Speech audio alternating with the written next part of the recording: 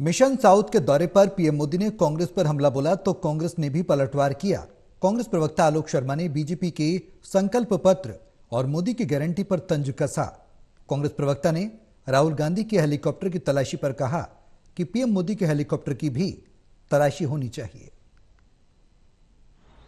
लोकसभा चुनाव का चुनावी मुकाबला चल रहा है और जिस तरीके से इसमें बयानबाजी देखने को मिल रही है, लगातार वार पलटवार चल रही हैं। इस वक्त कांग्रेस प्रवक्ता आलोक शर्मा हमारे साथ हैं। आलोक जी, वार पलटवार हम देख रहे हैं चुनावी कैंपेन के दौरान, और प्रधानमंत्री ने कहा कि पिछले 10 साल में जो विकास हुआ है वो ट्रेलर था, अब आगे बड़ी गारंटियों का वादा किया गया है। मैनिफेस्टो में भी बीजेपी के बड़े चुनावी वादे किए गए हैं। देखिए, मुझे लगता है देश के प्रधानमंत्री अगर 2014 का और 2019 का अपना ही मैनिफेस्टो पढ़ लेंगे तो इस तरह के बयान नहीं देंगे।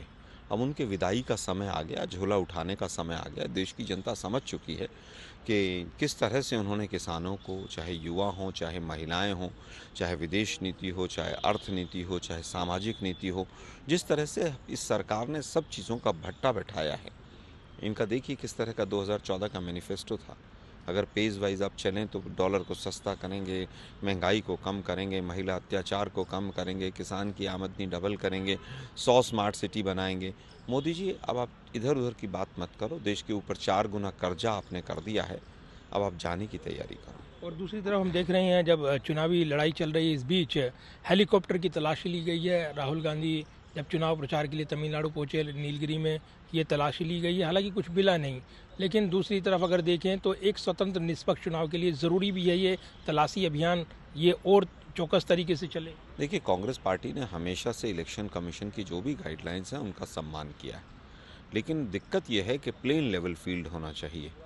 मोदी जी के भी हेलीकॉप्टर की तलाशी ली जानी चाहिए। और पिछले चुनाव में जो उड़ीसा में हेलीकॉप्टर में क्या मिला था, क्या नहीं मिला था, वो डीएम साहब कहाँ हैं आजकल, हमने मीडिया के माध्यम से जो सुना था उसकी भी सही पिक्चर देश के सामने आनी चाहिए।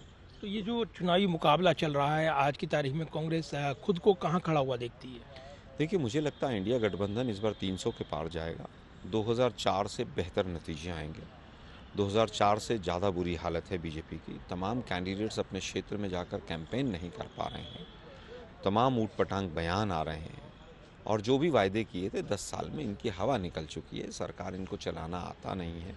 किस तरह से विदेश नीति हो, चाहे वो नोटबंदी से लेकर और तमाम चीज़ें देखिए, आज किसी चीज़ पर इनके पास कोई जवाब नहीं। मैं तो कह रहा हूँ चुनाव चल रहे हैं, मोदी जी मौका है, जाते जाते एक प्रेस कॉन्फ्रेंस कर ही लीजिए। जवाब बात करने के लिए है, यानी राजनीतिक हमला भी, तंज भी, और इसी अंदाज में हमला करते हुए कांग्रेस प्रवक्ता ने अपनी बात रखी है। चुनावी मुकाबला चल रहा है और राजनीतिक वार पलटवार भी खूब देखने को मिल रही हैं। कैमरामैन विदर्भ के साथ प्रदीप कुमार, टोटल न्यूज़ दिल्ली।